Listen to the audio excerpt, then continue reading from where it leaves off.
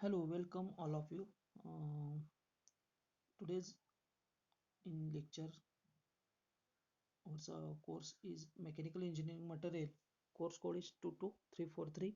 I am Mr. D.R. Mane from UAT PAL Mechanical Department, and this is a lecture of Mechanical Engineering Materials.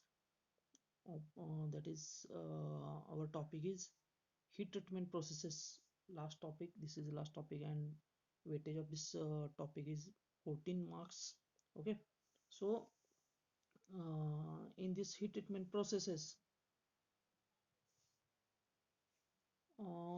first uh, we have to repeat the our back uh, portion, or we repeat the our back chapter number chapter number second, that is steel.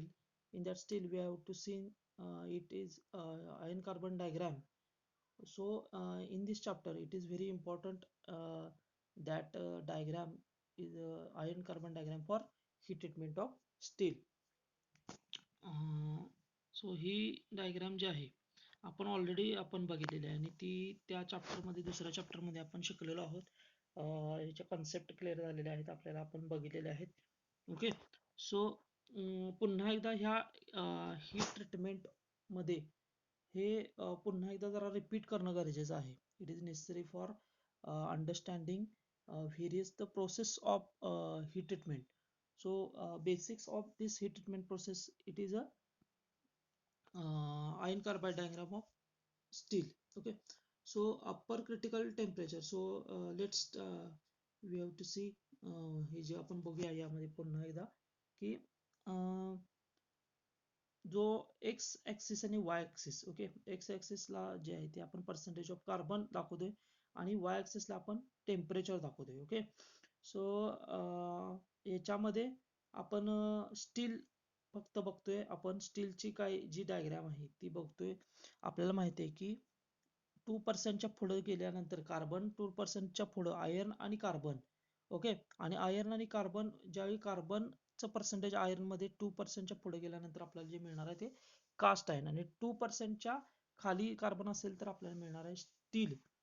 So आता ही diagram जी आहे ती फक्त आपल्याला स्टीलची दिसते, आपल्याला iron carbon diagram. Okay, so hypo eutectoid steel एक पोर्शन दिसतोय, आणि हायपर इओटेक्टाईल स्टील असा एक पोर्शन दिसतोय. 0.8% कार्बन आहे. 0.8% कार्बनच्या अलीकडं म्हणजे 0 to 0.8% मध्ये हायपो इओटेक्टाईल स्टील फॉर्म होतं, आणि 0.8% to 2% मध्ये हायपर इओटेक्टॉइड स्टील असं डिफरन्शिएट केलं जातं. ओके, सो ह्या डायग्राम मध्ये आपण बघितलेलं ऑलरेडी, पण पुन्हा एकदा आपण रिपीट करतोय. टेम्परेचर बघा, 723 डिग्री सेल्सिअस, 723 डिग्री सेल्सिअसला लोअर क्रिटिकल टेम्परेचर लाईन म्हणायचं. 723 डिग्री सेल्सिअसला lower critical temperature. Okay, so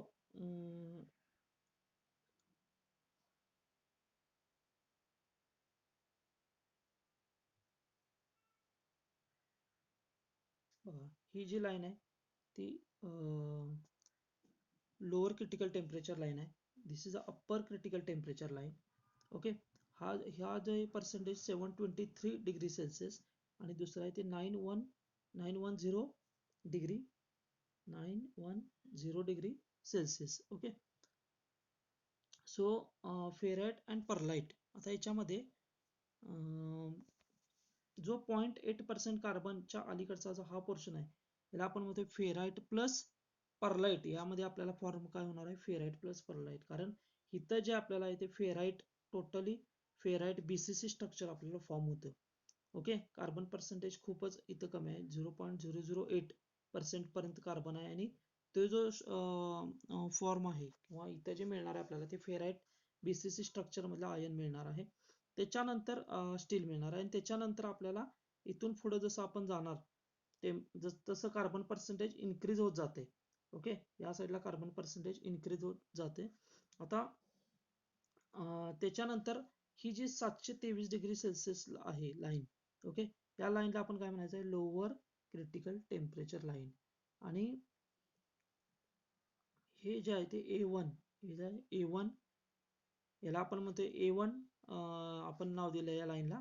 okay, त्याच्यानंतर इथून ज्यावेळी आपण ज्यावेळी पर्सेंटेज सॉरी हीट ज्यावेळी इन्क्रीज करत जाणार त्यावेळी आपल्याला 910 डिग्री सेल्सिअस पर्यंत तिथं आपल्याला काय मिळतं तर तिथल्या टेम्परेचरला आपण म्हणतो अप्पर क्रिटिकल टेम्परेचर लाईन. याला म्हणतो upper critical temperature line. Okay. जर इकडे बघितली ह्या साईडला तर परत upper critical temperature cemented ACM ACM upper critical temperature for cementite असं आपल्याला मिळतं. ओके. आणि वरचा जो फेज आहे तो ऑस्टोनाइट FCC स्ट्रक्चर आहे. वरती जे मिळते ते FCC स्ट्रक्चर आहे. इथं होतं ते BCC, इथं येते FCC. ओके. सो हे की पॉईंट आहेत, ते की पॉईंट तुम्ही लक्षात ठेवा. 0.8% कार्बनच्या इकडे जे असणार आहे ते हायपो इयुटेक्टोड, 0.8% कार्बनच्या पुढे जे असणार आहे ते हायपर इयुटेक्टोड स्टील. आता हा जो फेज आहे तो परलाइट प्लस सिमेंटेड आहे. इथं काय फेराइट प्लस परलाइट आहे आणि इथं फेराइट प्लस सिमेंटेड आहे बघा. Ferrite plus pearlite, pearlite plus cementite असे दोन तुम्हाला फॉर्म मिळतात. ओके. वरती इथे ऑस्टेनाइट आहे, वरती इथे ऑस्टेनाइट फेज आहे. ओके. सो ही डायग्राम खूप महत्वाची आहे. तुम्ही डायग्राम 3-4 वेळा तुम्ही तुम्ही लिहून ड्रॉ करा आणि ही पाठच करून ठेवा कारण ही खूप महत्वाची आहे. बेसिकली A1 A3 ACM ह्या गोष्टी माहीत पाहिजेत. त्यानंतर 723 910 डिग्री सेल्सिअस आणि 0.8% कार्बन हे पॉइंट्स खूप महत्वाचे आहेत. ह्याच्यात हे ज्यावेळी तुम्ही लक्षात ठेवणार त्यावेळी तुम्हाला ह्या गोष्टी लगेच समजतील. लोअर क्रिटिकल टेम्परेचर आणि अप्पर क्रिटिकल टेम्परेचर हे लगेच तुम्हाला पडदेशी तुम्हाला समजेल.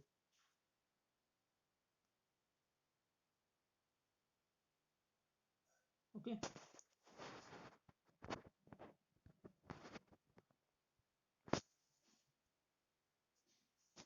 So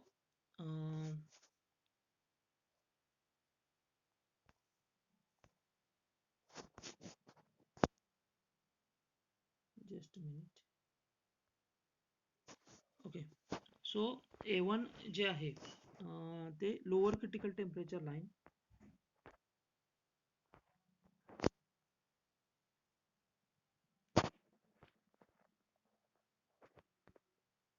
A1 lower critical temperature line. Okay. A3 upper critical temperature line for hypoeutectoid steel. ACM जी लाईन आहे ACM ती काय upper critical temperature line for hypoeutectoid steel. Upper critical temperature line for hypoeutectoid steel.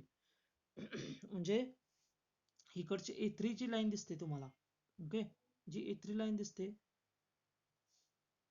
A3 line दिसते ती काय आहे upper critical temperature line for hypoeutectoid. म्हणजे इथं जे दिसतं हायपोइयुटेक्टोइड ती आणि इकडे जे पुढे असणार आहे ते हायपर इयुटेक्टोइड. म्हणजे upper critical temperature line for hypoeutectoid steel साठी आणि upper critical temperature line for hyper eutectoid steel साठी तुम्हाला फॉर्म झालेला दिसेल. Above the upper critical temperature line steel exist at austenite.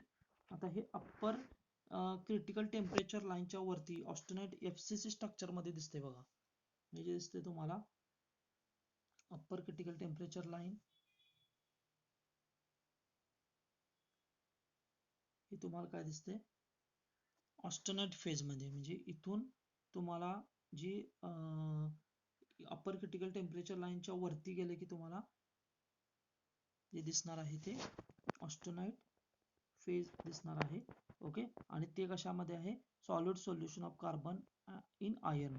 Solid इथं पुढं हे पण सॉलिड सोल्युशन मध्ये आहे आणि कार्बन आणि आयर्नचं असं मिक्सचर असं आहे ते. Okay. So it is a austenite steel असं आपण त्याला म्हणू शकतो. Austenite still it is FCC structure.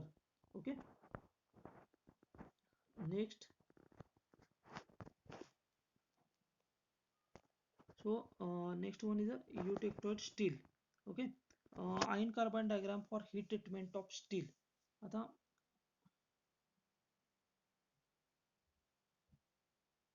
आता हे जे आपण डायग्राम बघितली युटेक्टोड स्टील मध्ये काय आहे steel with exactly 0.83% carbon is called eutectoid steel.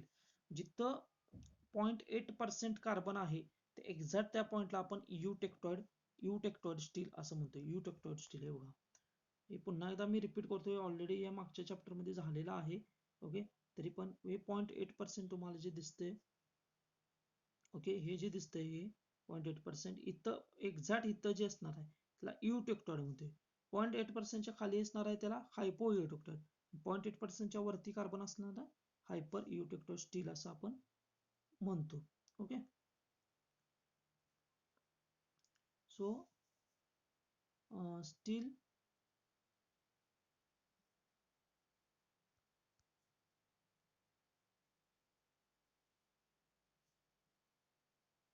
So steel with exactly 0.83% carbon is called eutector steel. When eutector steel is cooled from austenite temperature, it transforms from austenite to a microstructure called perlite. बघा, when eutector steel, मी काय म्हणलं बघा,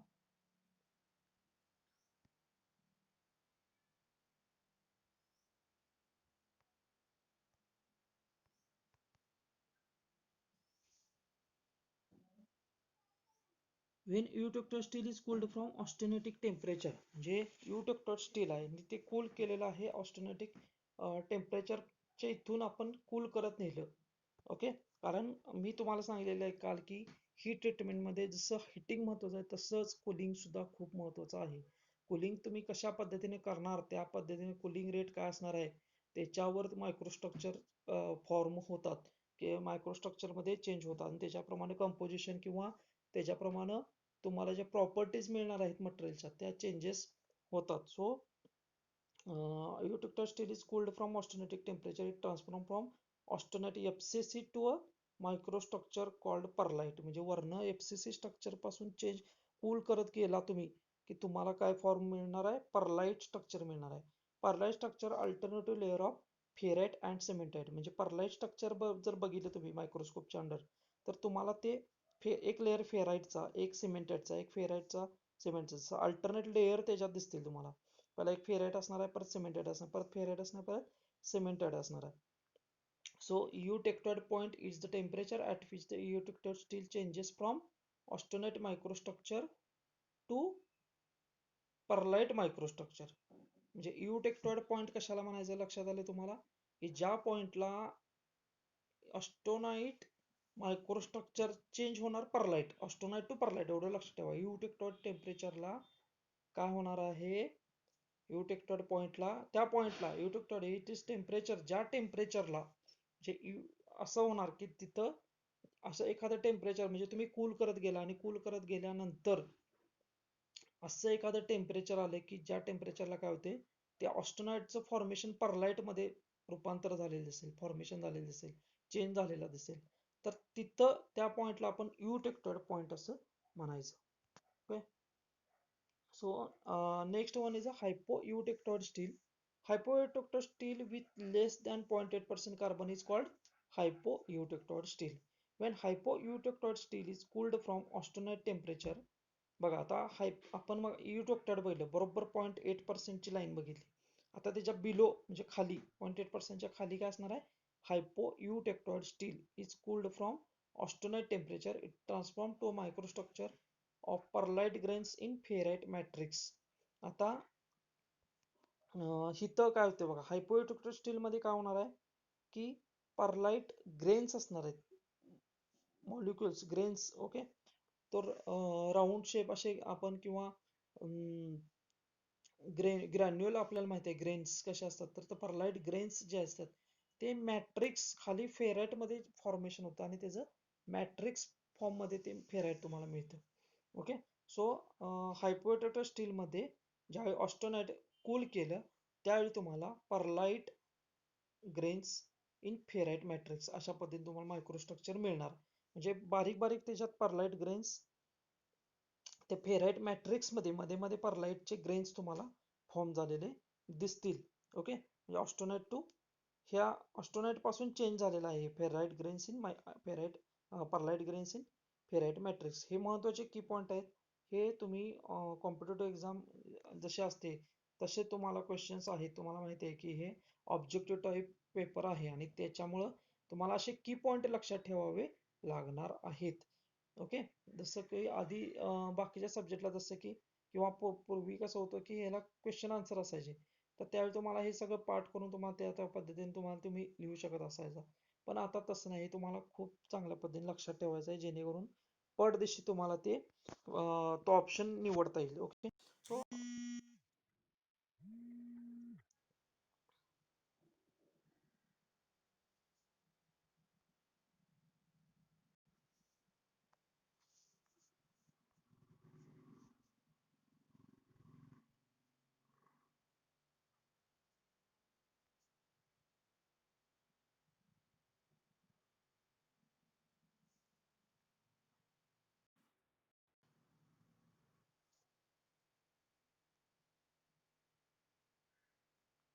so hyper-eutectoid steel. Steel with more than 0.8% carbon is called hyper-eutectoid steel. When hyper-eutectoid steel is cooled from austenitic temperature, it transforms into microstructure of pearlite grains in a cementite matrix. म्हणजे steel जे आहे ते जास्त 0.8% कार्बनच्या वर ज्यावेळी तुम्ही जाणार त्यावेळी ते हायपर युटेक्टोड स्टीलमध्ये फॉर्मेशन होणार आहे. Okay. Hyper eutectoid steel is cooled from austenitic temperature. It transform to microstructure of pearlite grains in cementite matrix. Okay. So हे जे आहे हायपर स्टील ज्यावेळी अशाच पद्धतीनं ऑस्टेनाइट पासून कूल करत जाणार तुम्ही, त्यावेळी तुम्हाला pearlite grains in cementite matrix मध्ये येते. म्हणजे मागाशी फेराइट मॅट्रिक्स होतं आणि आता आहे सिमेंटाइट मॅट्रिक्स. हा फरक लक्षात ठेवा. हायपो इलेक्ट्रोड स्टील मध्ये फेराइट मॅट्रिक्स आणि हायपो इलेक्ट्रोड मध्ये सिमेंटाइट मॅट्रिक्स. दोन्हीकडे परलाइट ग्रेन्सच आहेत. Pearlite grains in ferrite matrix, pearlite grains in cementite matrix. असे डिफरन्स तुम्ही जे आहेत ते त्या पद्धतीने लक्षात ठेवा. Okay. So next is a TTT diagram. Okay, temperature time transformation diagram. It is also called as isothermal transformation diagram. It is also called as a isothermal transformation diagram. Isothermal transformation diagram. Okay. Large number of specimen pieces of steel of different composition were taken. म्हणजे जास्त प्रमाणात काय केलेले आहेत, स्टीलचे specimen घेतलेले आहेत. Okay. आणि त्याचे वेगवेगळे डिफरंट वेगवेगळे कंपोजिशन्स असणार आहेत. Okay. They were heated to a different temperature. ते काय केलं, वेगवेगळ्या कंपोजिशन मधले स्टीलचे पीसेस काय घेतले आपण घेतलेले आहेत आणि त्यांना आपण काय केलं, ते डिफरंट वेगवेगळ्या टेम्परेचरला ते वेगवेगळे पीसेस ठेवलेले आहेत. Held for different soaking period. म्हणजे तसंच तुम्ही त्या पोझिशनला तुम्ही काय केलेलं आहे, ते थोड्या वेळासाठी तसंच ठेवलेलं आहे. सो डिफरंट वेगवेगळ्या टाइम लावून आपण वेगवेगळ्या टायमिंग मध्ये ते थोड्या वेळासाठी असं प्रत्येकाचा टाइम वेगळा असणार आहे, डिफरन्शिएट असणार आहे, असं तुम्ही ठेवलेलं आहे. आणि त्याच्यानंतर ते काय केलेलं आहे, क्वेंच केलेलं आहे. ओके. क्वेंच करणे म्हणजे काय, तर पाण्यात बुडवणे. ओके. किंवा लिक्विड एखादा असेल मोल्टन लिक्विड, तर त्याच्यामध्ये आपण ते काय करणार, आपण ड्रॉप करणार किंवा आपण बुडवणार, त्यामध्ये क्वेंच करणार. सो त्याला क्वेंचिंग म्हणतात. They were observe under metrological microscope. आता आपण मायक्रोस्कोप ह्याच्यामध्ये बघितलेलं आहे आपण, जे मेटलर्जिक मायक्रोस्कोप जे आहेत ते कंपोजिशन आपले मायक्रोस्ट्रक्चर बघण्यासाठी वेगवेगळे मेटल अंडर मायक्रोस्कोप आपण ऑब्झर्व करतोय. इलेक्ट्रॉन मायक्रोस्कोप, ऑप्टिकल मायक्रोस्कोप असे 2 मायक्रोस्कोप आपण याच्या आधी स्टडी केलेले आहेत. ओके. तर त्याच्यामध्ये आपण त्याच्या अंडर आपण ऑब्झर्व करणार. The data obtain were plotted for every composition taking temperature along vertical axis and time along horizontal axis. आता हे जो डेटा आहे, ओके, तो आपण काय केला, प्रत्येक कंपोजिशन त्याचं चेक करून आपण त्याचा एक ग्राफ प्लॉट केला. ओके. सो त्याच्यामध्ये आपण काय केलेलं आहे, टेम्परेचर व्हर्टिकल ऍक्सिसला काय केलेलं आहे, टेम्परेचर घेतलेलं आहे आणि टाइम काय घेतलेला आहे, होरिझॉन्टल ऍक्सिसला घेतलेला आहे. आणि अशा पद्धतीने आपण तो ग्राफ प्लॉट केलेला आहे. टेम्परेचर व्हर्टिकल ऍक्सिसला आणि टाइम आहे तो होरिझॉन्टल ऍक्सिसला. अशा पद्धतीने आपण तो ग्राफ प्लॉट केला. So there by the TTT diagram your obtain. त्यानंतर आपल्याला जे मिळणार आहे ती TTT diagram, time temperature transformation diagram. Time आणि टेम्परेचर नुसार कसं ट्रान्सफॉर्म होणार आहे मटेरियल कंपोजिशन, तर ते आपण हे याच्यामध्ये दिसतं. तर सो हायलाइट बघा, TTD diagram are separate for each and every composition. म्हणजे प्रत्येक कंपोजिशन साठी टीटी डायग्राम ही वेगळी असणार आहे. TTT diagram gives the phase of still at any point of given temperature and time. TTT diagram काय देतं तर फेज ऑफ स्टीलच्या वेगवेगळ्या फेजेस आपल्याला आपल्याला कळतात टीटीटी डायग्राममुळे. कुठल्या पॉइंटला कुठला फेज तयार झालेला आहे, की तो कुठला मिळतोय आणि त्याच्या टाइम टेम्परेचर आणि टाइमचा कसा त्याच्यावर परिणाम होतोय किंवा टेम्परेचर आणि टाइमनुसार कसा तो फेज ऑप्टेन होतो, हे आपल्याला टीटीटी डायग्राम मधनं मिळतं. TTT diagram shows for particular transformation to occur what should be heating temperature and what should be holding period. ह्यामधून फाइंड आउट काय होतं की हिटिंग टेम्परेचर आपल्याला किती प्रमाणात आपल्याला ठेवायचं आणि होल्डिंग पिरियड म्हणजे तो किती वेळ आपल्याला काय करायचा आहे स्पेसिमन तसाच होल्ड करून ठेवायचा आहे टेम्परेचरला, हे आपल्याला ह्या डायग्राममुळे आपल्याला कळतं. Okay. TTT diagram are very useful for heat treatment processes.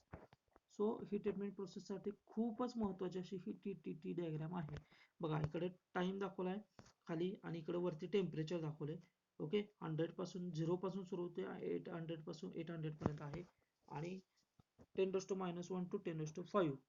Okay. So खाली जे स्ट्रक्चर दिसते मार्टेन साइट आहे. मार्टेन साइटचे इथे दिसते बघा तुम्हाला. त्याच्यानंतर तुम्हाला बेनाइट स्ट्रक्चर दिसते मधल्या फेज मध्ये. बेनाइट नंतर वरती परलाइट दिसते. परलाइट नंतर ऑस्टेनाइट फेज दिसते. ऑस्टेनाइट आणि वरचा युटेक्टोइड टेम्परेचर आहे म्हणजे 723 आहे. त्या टेम्परेचरच्या खालचं हे सगळं जे फॉर्म आहे ते तुम्हाला मी दाखवतोय. वरती ऑस्टेनाइट आपल्याला माहिती आहे जसं कूल करत येणार तसं परलाइट फेज आहे, बेनाइट फेज आहे आणि मार्टेनसाइट फेज आहे. ओके. अशा फेजेस आपल्याला ह्याच्यामध्ये मिळतात. So critical cooling rate, critical cooling curve. So हे जे कर्व आहे तो क्रिटिकल कुलिंग कर्व आपण असं ह्याला म्हणतो. Okay. So it is cooling curve in tangent to the nose of the TTT curve. It is called critical cooling curve and the rate of cooling called critical cooling rate. आता जसं नाक असतं आपलं नाकाचा आकार जसा असतो तसा ते असा तुम्हाला तो ग्राफ दिसतोय बघा खाली. ओके. इथे तुम्हाला जे ग्राफ दिसतात तर तशा टाईप तुम्हाला ते नोज. ओके. त्यामुळे इथं काय म्हणतोय बघा आपण cooling curve in tangent to the nose of the TTT curve. TTT कर्वचा ला टँजंट लाईन काय केलेलं आहे ड्रॉ केलेलं आहे. It is called critical cooling curve and the rate of cooling called critical cooling rate. Rate जो आहे कमी होण्याचा कुलिंगचा रेट जो आहे त्याला क्रिटिकल कुलिंग रेट म्हणते. कर्वला क्रिटिकल कुलिंग कर्व असं आपण म्हणतो. Cooling at more than cooling at CCR will produce 100% martensite with minimum distortion and internal stresses. तर कूलिंग जे आहे क्रिटिकल कुलिंग रेट जे आहे तो काय करतोय 100% मार्टेनसाइट फॉर्म करतोय with minimum distortion and internal stresses. Cooling at more than CCR will produce 100% martensite with higher distortion and internal stresses. जर क्रिटिकल कुलिंग रेट जो आहे तो क्रिटिकल कुलिंग रेट पेक्षा जास्त CCR पेक्षा जर मोर दॅन म्हणजे क्रिटिकल कुलिंग रेट पेक्षा जास्त तुम्ही कुलिंग केलं फास्ट तर 100% मार्टेनसाइट तिथं फॉर्म होणार आणि डिस्टॉर्शन अँड इंटरनल स्ट्रेसेस तिथं तुम्हाला हायर तुम्हाला इंटरनल स्ट्रेसेस आणि डिस्टॉर्शन फॉर्म झालेले दिसतील. Curve A will produce 100% martensite with higher distortion and internal stresses. आता कर्व हा जो ए आहे इथे दिसतोय बघा. ए जी लाईन आणि बी लाईन अशा दोन लाईन आहेत वरून आलेल्या. तर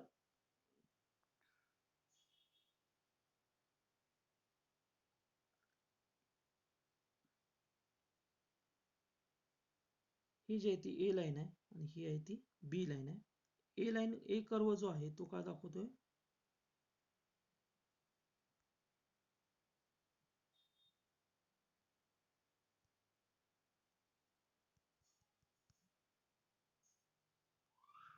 ए कर्व जो दाखवतोय आपल्याला a curve will shows 100% martensite with higher distortion and internal stresses.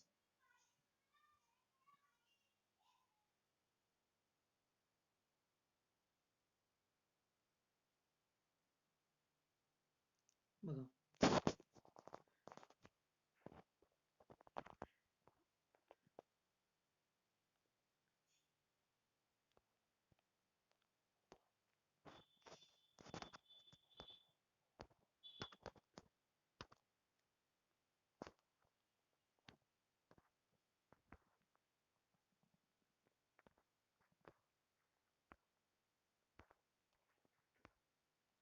इथं तुम्हाला 4 कर्व दिसतात. इथं ए लाईन बघा, इकडची ए लाईन बघा. ओके. आता इथं पहिल्या ग्राफमध्ये तुम्हाला ए लाईन दिसते. सॉरी, पहिल्या ग्राफमध्ये तुम्हाला ए लाईन दिसते. ए लाईन काय दाखवते? 100% मार्टेनसाइट फॉर्म झालेलं दिसते. इथे खाली जे दिसते तुम्हाला मार्टेनसाइट कूल जसं करते ना बघा, या 723 डिग्री सेल्सिअस पासून खाली कूल करत आल्यानंतर खाली रेट रॅपिडली जर कूल केलं तर मार्टेनसाइट फॉर्म झालेलं तुम्हाला दिसेल. B will produce 100% martensite with minimum distortion internal. B लाईनला काय केलेलं आहे? थोडासा लेट केलेला आहे. म्हणजे कूलिंग रेट थोडासा कमी आहे. हळू थोडंसं ए पेक्षा थोडं कमी याच्यामध्ये कूल केलेलं आहे. जास्त वेळ म्हणूया, टाइम जास्त लागलेला आहे कूल होण्यासाठी. ए ला फास्ट कूलिंग झाली, बी ला थोडा वेळ लागलेला आहे. आणि थोडा वेळ लागल्यामुळे काय झालेलं आहे? मार्टेनसाइटच फॉर्म झालाय खाली 100%, पण डिस्टॉर्शन किंवा इंटरनल स्ट्रेसेस आहेत ते कमी आहेत ए पेक्षा. Okay. Curve C will produce pearlite. आता बघा, हा जो कर्व आहे सी, आता आपण काय केलं? टाइम खूप वाढवला, म्हणजे जो कूल करण्याचा टाइम जो आहे तो खूप प्रमाणात वाढवला आपण. तर त्यामुळे काय होते तुम्हाला? सी लाईन ही दिसते बघा तुम्हाला. ते ह्याच्यामुळे काय होते? C will produce pearlite. तुम्हाला काय फॉर्मेशन होणार आहे? परलाइट. म्हणजे इथं मार्टेनसाइट होतं, पण आता इथं काय फॉर्म होणार आहे? परलाइट. म्हणजे तुम्ही कूलिंग जर स्लो केलं तर तुम्हाला परलाइट मिळते, लक्षात ठेवा. Curve D will produce bainite. आता डी बघा, आता इथं काय केलेलं आहे? पहिला रॅपिडली कूल केले. रॅपिडली कूल केल्यानंतर काय केलेलं आहे? परत टेम्परेचरला, त्या टेम्परेचरला काय केलेलं आहे? सेम टेम्परेचरला तसंच ठेवलेलं आहे थोड्या वेळासाठी. कॉन्स्टंट टेम्परेचर म्हणूया आपण.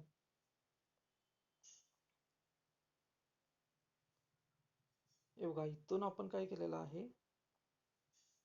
इथून आपण काय केलेलं आहे? रॅपिडली कूल केलेलं आहे. त्यानंतर आपण सेम टेम्परेचरला आपण ठेवलेलं आहे, कॉन्स्टंट टेम्परेचरला ठेवलेलं आहे. आणि त्याच्यानंतर परत आपण रॅपिडली कूल केलेलं आहे. ह्याच्यामुळे काय होणार आहे की तुम्हाला बेनाइट फॉर्मेशन मिळतं, बेनाइट स्ट्रक्चर तुम्हाला मिळतं. Okay. So curve D will produce bainite and curve E produce 50% परलाइन आणि 50% मार्टेनसाइट. आता हा जो कर्व आहे,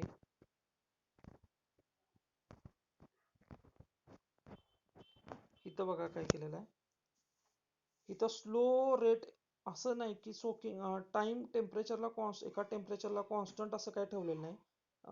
थोडं स्लो असं कूलिंग करत गेल्यानंतर तुम्हाला 50% मार्टेस आणि 50% परलाइट असं फॉर्मेशन तुम्हाला इथं ई कर्व मध्ये झालेलं दिसेल.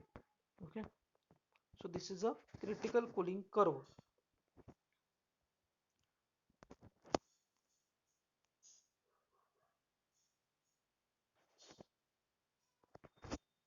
सो या लेक्चरमध्ये आज आपण इथंच आपण थांबूया.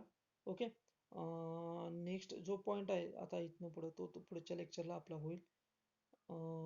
Thank you very much for watching this video lecture. Okay.